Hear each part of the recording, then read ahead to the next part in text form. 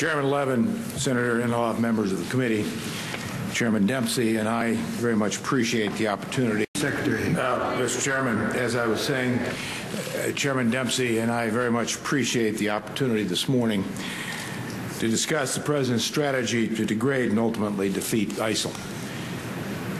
As you all know, today President Obama is in Atlanta meeting with CDC officials regarding the Ebola crisis, and then we'll travel tonight to Tampa to receive a briefing from the commander of U.S. Central Command, General Austin, on operational plans to implement his ISIL strategy. I'll join the President tomorrow in Tampa for that briefing.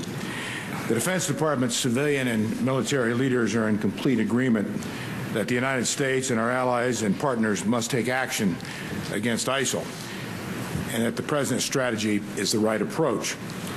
However, as President Obama has repeatedly made clear, American military power alone will not eradicate the threats posed by ISIL to the United States, our allies, and our friends and partners in the region.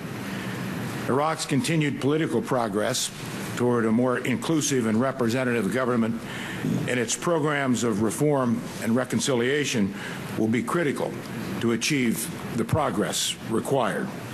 We believe that new Iraqi Prime Minister Abadi is committed to bringing all Iraqis together against ISIL.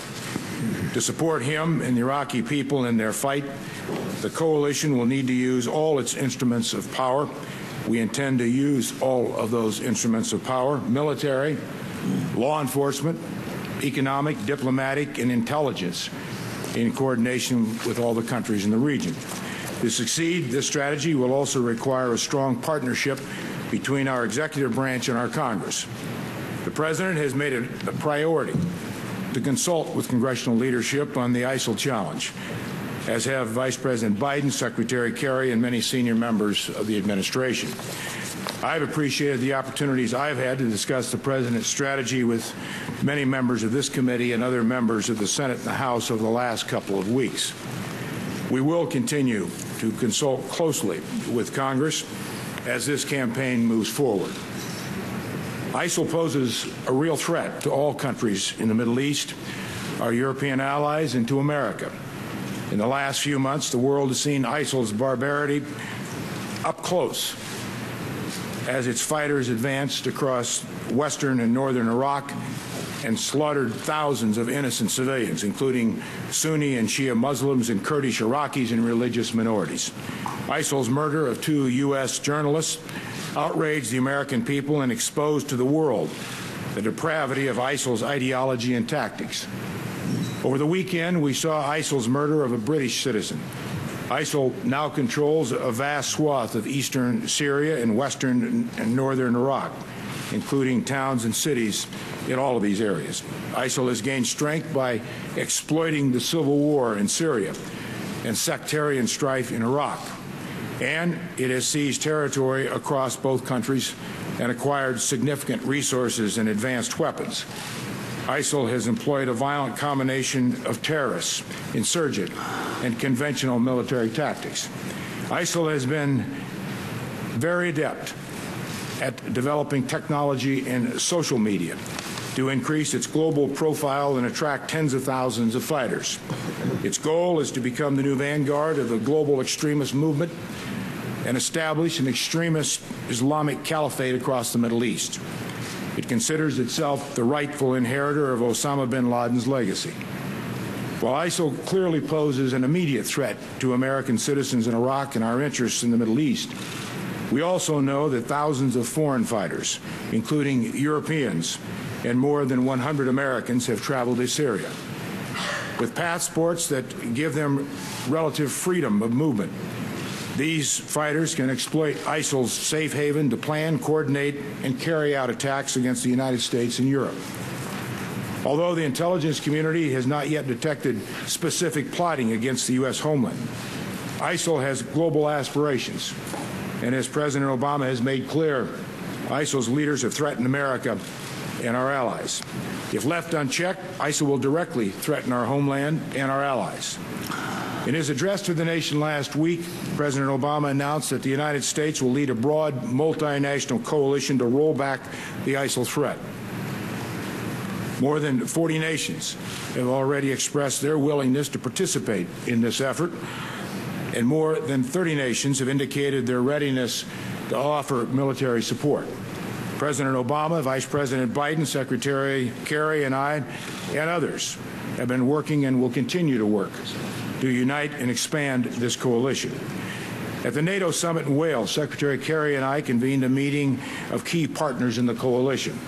I then went to Georgia and Turkey. The Georgians made clear that they want to help.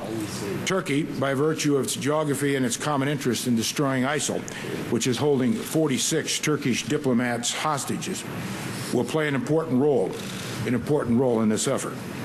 Turkey joined our meeting in Wales, and Secretary Kerry and I continue to discuss specific contributions Turkey will make. Secretary Kerry convened a meeting in Jeddah last week with the foreign ministers from the 6 Gulf Cooperation Councils nations, Egypt, Iraq, Jordan, and Lebanon, and all signed a communique to do their share in the comprehensive fight against ISIL, including joining in the many aspects of a coordinated military campaign against ISIL. Also last week, 22 nations of the Arab League adopted a resolution at their summit in Cairo calling for comprehensive measures to combat ISIL. And yesterday in Paris, French President Hollande, who traveled to Baghdad last weekend, hosted a conference attended by UN Security Council permanent members, European and Arab leaders, and representatives of the EU, Arab League, and United Nations. They all pledged to help Iraq in the fight against ISIL, including through military assistance. Key allies such as the United Kingdom, France, and Australia are already contributing military support, and other partners have begun to make specific offers. At next week's UN General Assembly, we expect that additional nations will begin making commitments across the spectrum of capabilities, building on the strong Chapter 7 UN Security Council resolution adopted last month, calling on all member states to take measures to counter ISIL and suppress the flow of foreign fighters to ISIL. Also next week, President Obama will chair a meeting of the UN Security Council to further mobilize the international community. As you all know, former International Security Assistance Force Commander and acting CENTCOM Commander General John Allen has been designated to serve as Special Presidential Envoy for the Global Coalition to counter ISIL. President Obama is meeting with General Allen this morning. General Allen will work in a civilian diplomatic capacity to coordinate, build, and sustain the coalition, drawing on his extensive experience in the region. He will be the administration's point man to coordinate coalition contributions and to build support within the region. He will work closely with General Austin to ensure that coalition efforts are aligned across all elements of our strategy. In his address to the nation, the President outlined the 4 elements of this strategy to degrade and ultimately defeat ISIL. Let me now describe how we are implementing this whole-of-government approach. First, in close coordination with the new Iraqi government, we are broadening our air campaign to conduct systematic airstrikes against ISIL targets. To protect Americans threatened by ISIL's advances and to prevent humanitarian catastrophe, the U.S. military has already conducted more than 160 successful airstrikes which have killed ISIL fighters, destroyed weapons and equipment, and enabled Iraqi and Kurdish forces to get back on the offensives and secure key territory and critical infrastructure, including the Mosul and Haditha dams.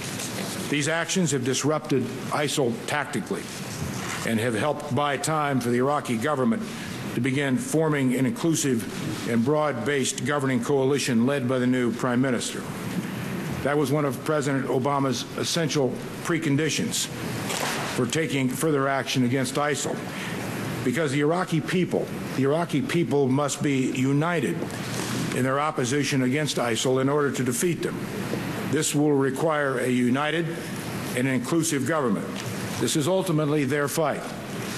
The new, broader air campaign will include strikes against all ISIL targets and enable the Iraqi security forces, including Kurdish forces, to continue to stay on the offensive and recapture territory from ISIL and hold it.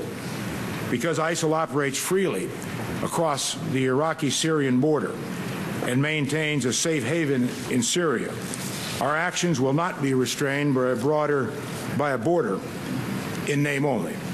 As the President said last week, if you threaten America, you will find no safe haven. The President of the United States has the constitutional and the statutory authority to use military force against ISIL in Syria as well as Iraq.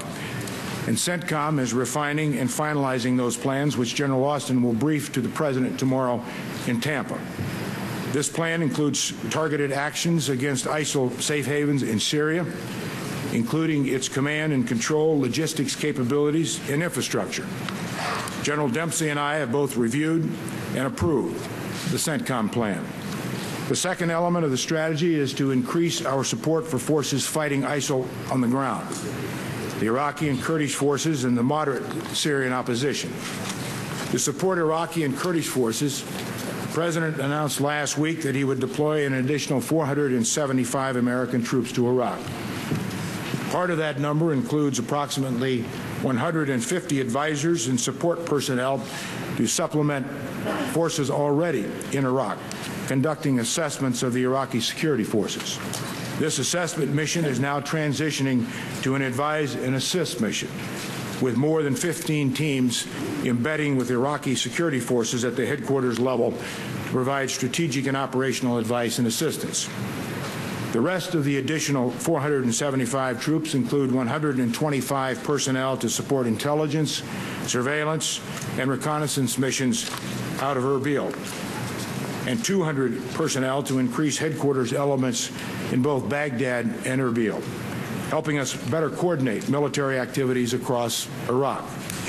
By the time all these forces arrive, there will be approximately 1,600 U.S. personnel in Iraq responding to the ISIL threat. But as the President said last week, American forces will not have a combat mission. Instead, these advisors are supporting Iraqi and Kurdish forces and supporting the government's plan to stand up Iraqi National Guard units to help Sunni communities defeat ISIL. The best counterweights to ISIL are local forces and the people of the area. And as you know, in June, the President asked Congress for the necessary authority for DOD to train and equip moderate Syrian opposition forces and $500 million to fund this program. We have now secured support from Saudi Arabia to host the training program for this mission, and Saudi Arabia has offered financial and other support as well. The $500 million request the President made in June for this train and equip program reflects CENTCOM's estimate of the cost to train, equip, and resupply more than 5,000 opposition forces over 1 year. The package of assistance that we initially provide would consist of small arms, vehicles, and basic equipment like communications, as well as tactical and strategic training. As these forces prove their effectiveness on the battlefield, we would be prepared to provide increasingly sophisticated types of assistance to the most trusted commanders and capable forces. Because DOD does not currently have the authority to conduct a train and equip mission, the administration has asked Congress to provide the authority in the continuing resolution it is currently now considering. A rigorous vetting process will be critical to the success of this program. DOD will work closely with the State Department, the intelligence community, and our partners in the region to screen and vet the forces we train and equip. We will monitor them closely to ensure that weapons do not fall into the hands of radical elements of the opposition, ISIL, the Syrian regime, or other extremist groups. There will always be risk. There will always be risk in a program like this. But we believe that risk is justified by the imperative of destroying ISIL and the necessity of having capable partners on the ground in Syria. As we pursue this program, the United States will continue to press for a political resolution to the Syrian conflict, resulting in the end of the Assad regime. Assad has lost all legitimacy to govern and has created the conditions that allowed ISIL and other terrorist groups to gain ground and terrorize and slaughter the Syrian population. The United States will not coordinate or cooperate with the Assad regime. We will also continue to counter Assad through diplomatic and economic pressure. The third element of the President's strategy is an all-inclusive approach to preventing attacks from ISIL against the homelands of the United States and our allies. In concert with our international partners, the United States will draw on intelligence, law enforcement, diplomatic, and economic tools to cut off ISIL's funding, improve our intelligence, strengthen homeland defense, and stem the flow of foreign fighters in and out of the region. The Department of Justice and the Department of Homeland Security have launched an initiative to partner with local communities to counter extremist recruiting. And the Department of Treasury's Office of Terrorism and Financial Intelligence is working to disrupt ISIL's financing and expose their activities. The final element of the President's strategy is to continue providing humanitarian assistance to innocent civilians displaced or threatened by ISIL. Alongside the government of Iraq, the United Kingdom, Canada, Australia, and France, U.S. troops have already delivered life-saving aid to thousands of threatened Iraqi civilians on Mount Sinjar and in the Iraqi town of Amerli. In total, the U.S. military conducted 32 airdrops of food and supplies, providing over 818,000 pounds of aid, including nearly 50,000 gallons of water and nearly 122,000 meals ready to eat in these operations. In addition to this assistance, last week the State Department announced an additional $48 million in aid for civilian organizations to meet the urgent needs of Iraqis displaced by ISIL. Our total humanitarian assistance to displaced Iraqis is now more than $186 million for fiscal year 2014. The United States is also the single largest donor of humanitarian assistance for the millions of Syrians affected by the civil war. Last week, Secretary Kerry announced an additional $500 million in humanitarian assistance. Since the start of the Syrian conflict, the United States has now committed almost $3 billion in humanitarian assistance to those affected by the civil war. All four elements of this strategy require a significant commitment of resources on the part of the United States and our coalition partners. Mr. Chairman, I think everyone on this committee understands fully this will not be an easy or a brief effort. It is complicated. We are at war with ISIL as we are with al-Qaeda. But destroying ISIL will require more than military efforts alone.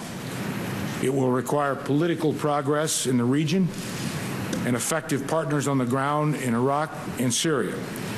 As the Congress and the administration work together, we know this effort will take time.